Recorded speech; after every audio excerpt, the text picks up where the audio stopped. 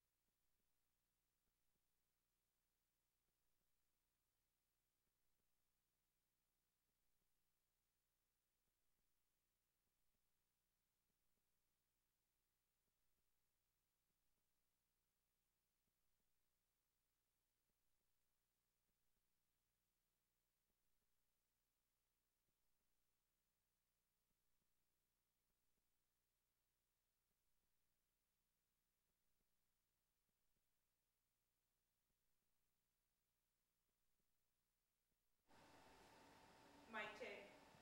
One more. Oh, okay. How is that?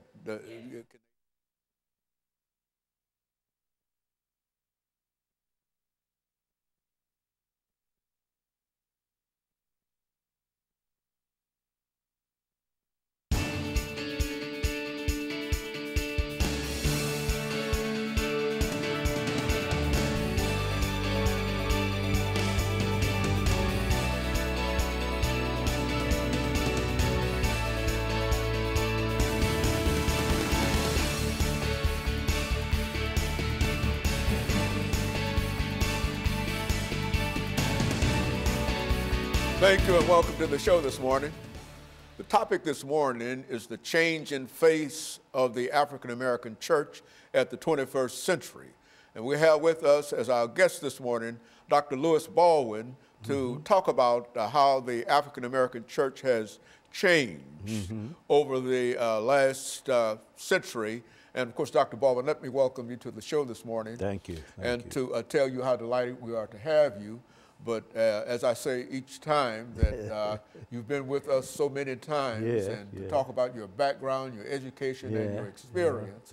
I'm sure that all of our members of our audience understand who you are and the many, many, many books that you've written and your scholarship and et cetera. But for the sake of the audience, the sake of those few who might not know you, let's have you to give us some information in reference to your background, your education, and some of your experiences, and then we'll get into the change in face of the African American church at the 21st century. Let's do it from that perspective. All right. Thank you so much for inviting me here first, and it's great to be here during Black History Month. It is. I grew up in Wilcox County, Alabama, Camden, Alabama in the 1940s, 50s, and 60s. Deep roots in the African American church, particularly Southern Black Baptist Protestantism.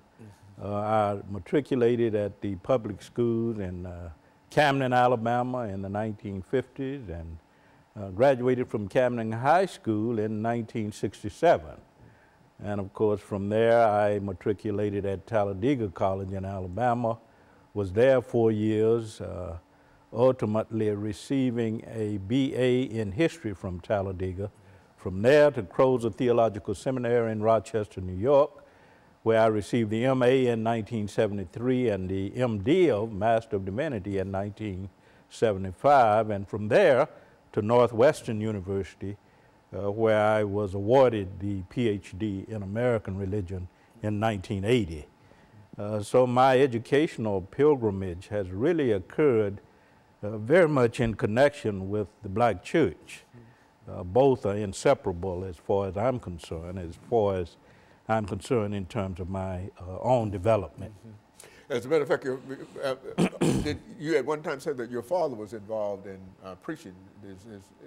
Did you tell us that? Yeah, that's right. My father was a pastor in Wilcox County, Alabama, or Butler County, Alabama. He also felt that his ministry related very much to civil rights. So he was a force in the black church in Alabama.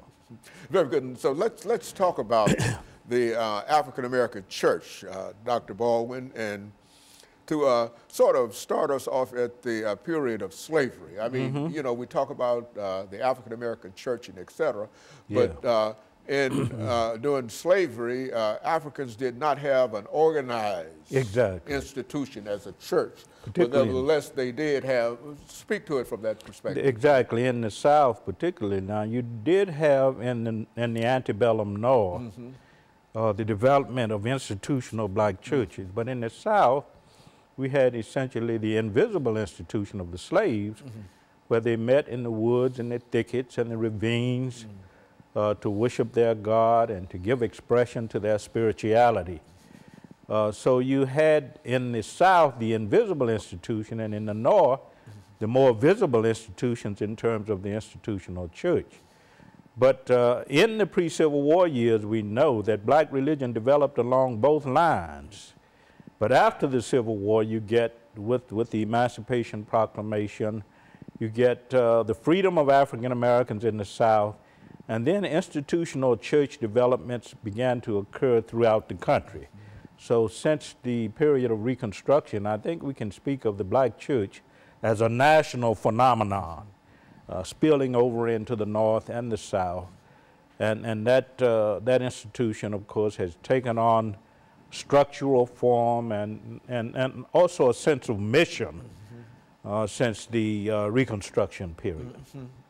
And so the African American church that we're going to talk about today has a changed face in the 21st century. Why don't you, and I guess we're getting ready for our second commercial break, but when we come back, what I'd like for you to do is to look at the face of the African American church before it changed, and use this 8-minute segment to talk about that church, and then after the second commercial break, to talk about the second African American church, using all of the scholarship and individuals and et cetera within the framework of both of those churches.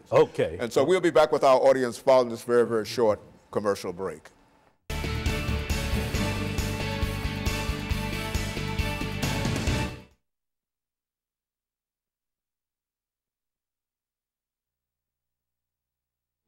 And how scholars today are viewing the church. And we'll do that during the last 10 minutes. Oh, okay. And so that'll give you an opportunity to use names, associate some names and activities and et cetera with that area. And then after this second break, then we'll come back and we'll deal with that last part for the last 10 minutes. Okay. You ready? Yes, ma'am.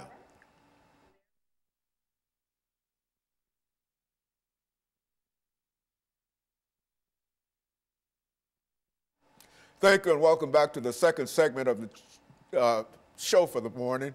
The topic is the changing face of the African American church in the 21st century. And the guest is Dr. Louis Baldwin.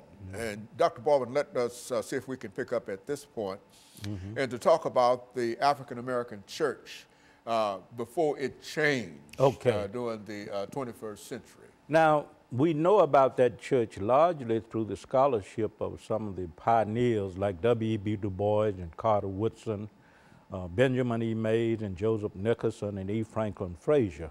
Now, Du Bois published the first history of the Negro church in 1903, and it used the tools of social sciences to critique the black church. Du Bois looked at the black church as a social institution, and I think his scholarship had a great influence on those scholars who came after him. Du Bois publishing the Negro Church in 1903, Carter Woodson comes along in 1921, publishes a book on the history of the Negro Church.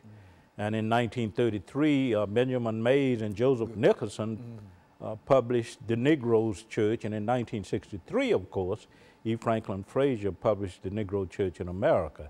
And they all were concerned about how the black church functioned as a social institution. That black people could go to these institutions to feel a sense of racial unity, to feel a sense of their own personhood, to develop some sense of mission in these churches. But the argument in that first, among those first group of scholars in the 20th century was that the black church was essentially social.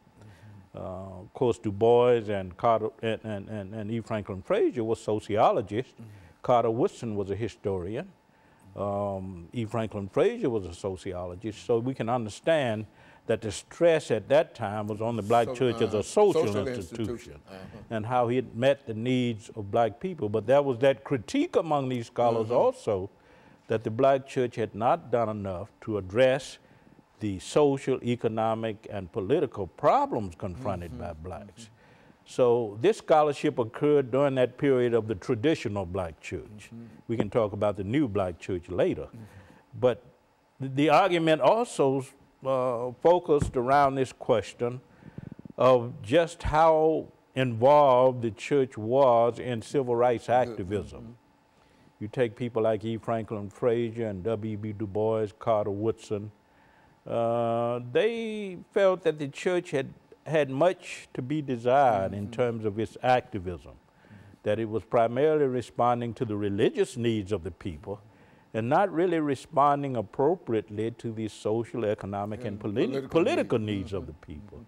So that was an argument during that time, and we know that the life of the black church in the first half of the century, and perhaps certainly in the first half of the century, of course, proved that, because you had a kind of de-radicalization of the black church in that period from 1890 up to 1955, and Dr. King, Martin Luther King Jr., came along in 1955 with the involvement of the church in the Montgomery bus boycott. And of course, we noticed the radicalization of the black church. And the change in faces. Exactly. It's moving away from a social organization. Yes. Now it's more it's becoming a political organization. Exactly, more of a political organization, more of an organization that is involved in the total needs of the black community, particularly economic, social, political.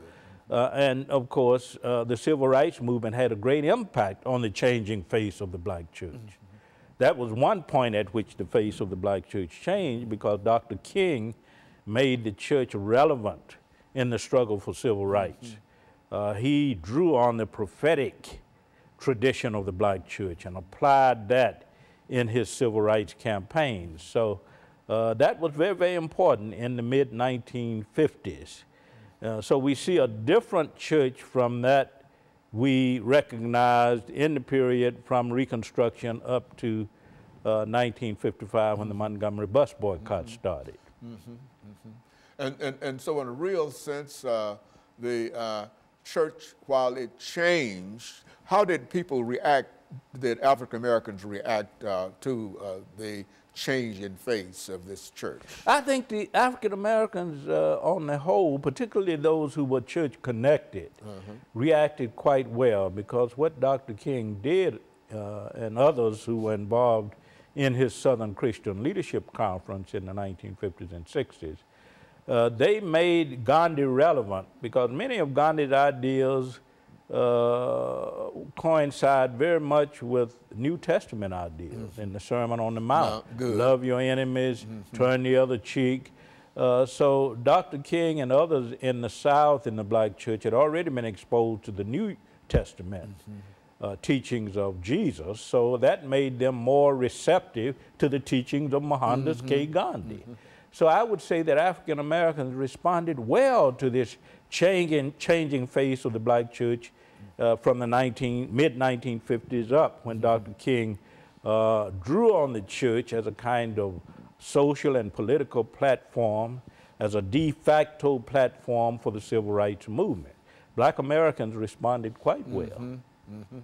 Very good. And so in a real sense, Dr. Baldwin, that the church, while it might not have been a political, economic, and social organization in the first instance, it still had to deal with social, political, and economic issues. Problem, yeah. And how did this church deal with social, and for example, during this period, lynching might have been a very, very important consideration. The KKK and all other kinds of organizations. Exactly. How did this first church respond to? Well, it depends on who you read. If you read, for an example, Gaylord S. Wilmore, who's written a very important work on African American religion, he argues that during the slavery period, the black church was very radical with people like Nat Turner, Denmark Vesey, and others. He argues that the period from 1890 to 1955 was a period of de-radicalization. So he makes that argument. But if you look at E. Franklin Frazier, he argues that the black church from the slave period up to the civil rights movement had a predominantly otherworldly outlook and was not so much concerned about the issues and concerns of this world. But the last statement in reference to that was that the black church might have responded to how society that it was in would anticipate it responding to. In other words, they could not do political things primarily because the society that they were in did not allow for political things. You know I think that happened with most churches. Gaylord Wilmore argued that most churches up to 1955 were Booker Wright churches. Okay, well, hold it and hold that thought, and we'll be back with our audience following this very, very short commercial break.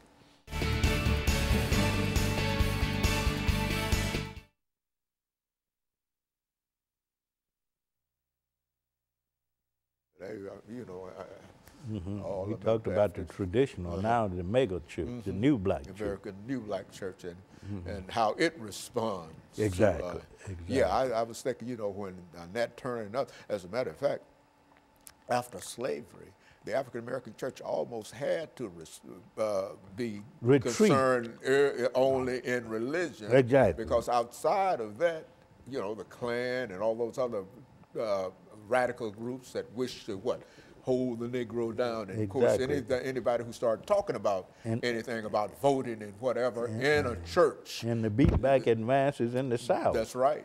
You know, that's why I say the King represented one aspect of the changing of the black church, and the 21st century represents another. Very good. Okay. Yes, ma'am.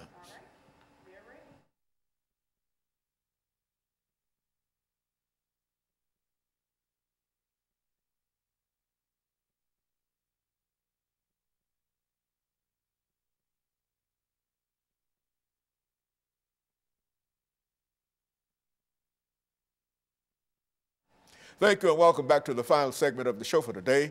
We're talking to Dr. Louis Baldwin, and he's giving us some information in reference to the change in face of the African American church in the 21st century. And Doctor, I think you've already indicated how the church faced the earlier century, immediately after slavery and et cetera. But now this church in the 21st century is a different church, and it has a different face. What made this church so much different? Let me begin by saying that my view is that the slave church represented the radicalized black church. The church from 1890 to 1955, during Reconstruction up to the beginning of the Civil Rights Movement, represented a kind of de-radicalized black church. The Civil Rights Movement re-radicalized the black church. But since that particular time, the death of Martin Luther King Jr. in 1968 particularly, we've seen a different kind of developing trend in the black church, and it has to do with the rise of mega churches and super mega churches. You look at mega churches being 2,000 to 5,000 members, maybe 7,000, but when you talk about super mega churches, you're talking about in the range of 25, 35,000 members. And we see now what scholars call a new black church. It's called the mega church, the super mega churches, led by figures like T.D. Jakes and Creflo Dollar the late Eddie Long. And these leaders are really considered not only religious leaders, but entrepreneurs, because these churches, when you talk about the 25,000 members to 35,000 members range, you're talking about institutions. That's right, you're talking about some large churches too. And scholars like Anthony Penn and Paula McGee and others are talking about this new black church phenomenon, which means that these mega churches are preaching personal enrichment, a gospel of materialism, that God wants you to have this, and if God wants you to have this, you're going to have it. It's a prosperity gospel. So that's what the new black church of the 21st century is all about. And when you look at T.D. Jakes and Creflo Dollar and others, they are actually defining how we do church in the 21st century, because many preachers throughout the country in black churches are patterning their messages after Dollar and Jakes and others in these mega churches. They're beginning to pattern their liturgical styles after these churches, and of course their messages. They are messages of Christian materialism. God wants you to have this. If you can believe it, you can achieve it. So this is what is happening with the new black church today. And Paula McGee has talked about that in a book that is forthcoming on new theology, new black church theology. And Anthony Penn at Rice University has written about that. And Sandra Bonds at Vanderbilt University, all writing about the emergence of this new black church phenomenon. And what they are saying is that the black church is being redefined. Redefined. You talk about the traditional black church, but when you talk about the black church of the 21st century, it's a new black church. It's being redefined in terms of its mission priorities, in terms of its identity, in terms of its mission outreach, and at so many other levels. Social activism and all of those kind of things, I would imagine, that would play a significant role in the difference between. Now, this new black church does not have the same pressure, outside pressure, on it as the earlier face of the African American church, which is to say that these new churches are not intimidated by racism or clans or anything else, that they are basically free in reference to parts of the of what they can do. Is that what we're saying?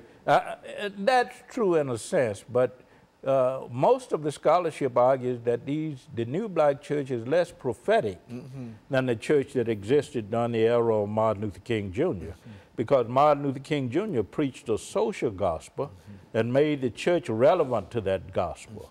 He was concerned about how the gospel contributed to a sense of social action, how it contributed to the creation of a particular ethical ideal.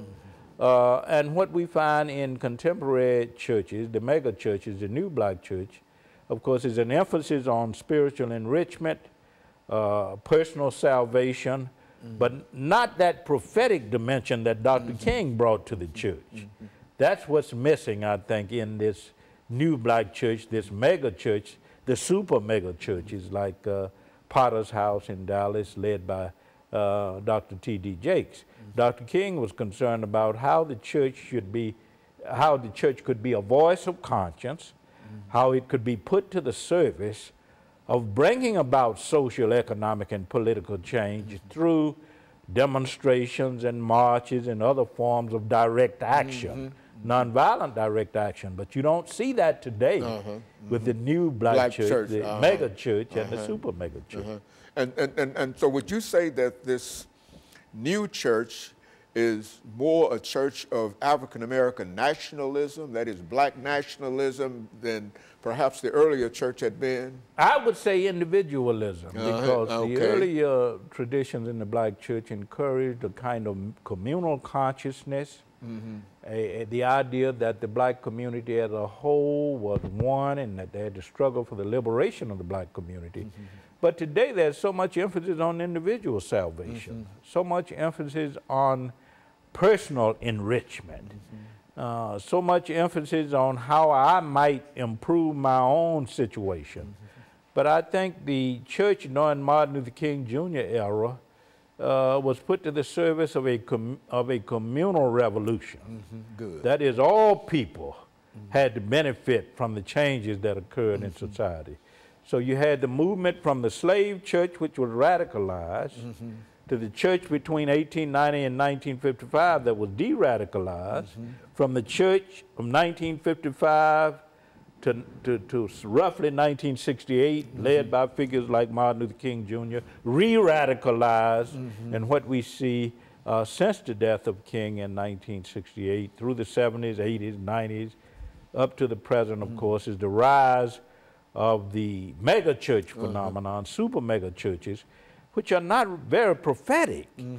Churches that are very important in black life, but are not in the sense that they were in the time of Martin Luther King Jr. These are the churches, for example, that will talk about the African-American economic situation within the church. Exactly. And by using the members of that particular church able to, in a real sense, put forth some of the economic doctrines that having houses and other kinds of things that you wouldn't ordinarily think that a church would have. Exactly. But because they do have such a large membership, they can afford to become involved in renting cars and et cetera, et cetera. Is that what we're saying? And building homes for the elderly and that kind of thing. But what we see today, of course, with this new black church is, I think, a retreat from civil rights activism, prophetic civil rights activism. And I think that, of course, is a serious problem. It is.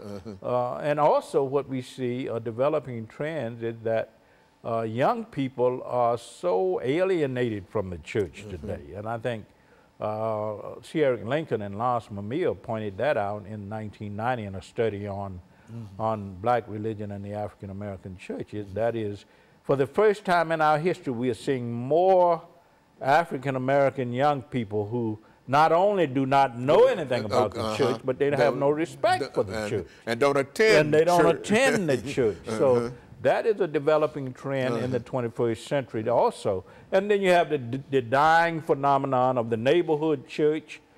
Churches are moving out of neighborhood into other communities.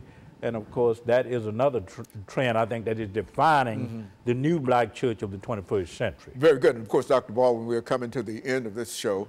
And I think that the information that you've given sets up a good contrast between these two churches. And I think that our audience has some idea in terms of where they stand within these churches, you know, and so I want to thank you for that. And let me encourage our audience to tune in again next week for another informative edition of Comments. Thank you and good morning.